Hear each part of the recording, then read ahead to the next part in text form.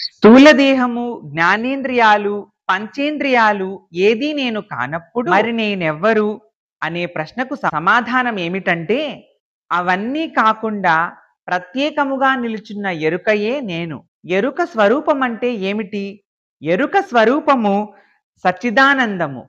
దృశ్యముగా ఉన్న జగత్తు కనపడకపోయినప్పుడు ఆ స్వరూపము యొక్క దర్శనం అవుతుంది. ఈ జగత్తు చూడబడినప్పుడు స్వరూప దర్శనము లభించదు. దృక్కు అంటే దృశ్యము, రజ్జు, సర్పము వలె ఉన్నాయి.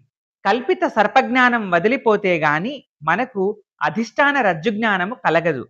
కాబట్టి కల్పిత జగత్తు యొక్క దృష్టి తొలగితే గాని స్వరూప దర్శనం లభించదు. అన్ని విషయ జ్ఞానములకు, అన్ని వ్యాపారములకు కారణమవుతున్న మనస్సు అణగినప్పుడు జగమనేది అంతర్ధానమవుతుంది. మనస్సు స్వరూపాన్ని విమర్శించి తెలుసుకునే మార్గం ఏముంది? ఈ శరీరంలో నేను అని తోచేదే మనస్సు. నేను అనే తలపు దేహంలో ఎక్కడ మున్ముందుగా స్ఫురిస్తుందని విచారిస్తే హృదయంలో అని మనకు తెలుస్తుంది.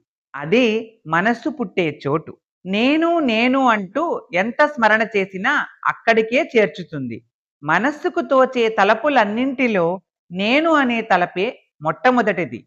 ఇది ప్రారంభమైన తరువాతే ఇతరమైన తలపులు పుడుతుంటాయి.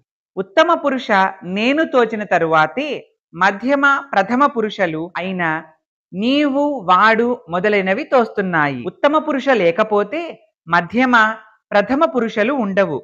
అంటే నేను అనే ఆలోచన లేకపోతే నీవు వాడు అనే ఆలోచనలనేవి ఉండవు.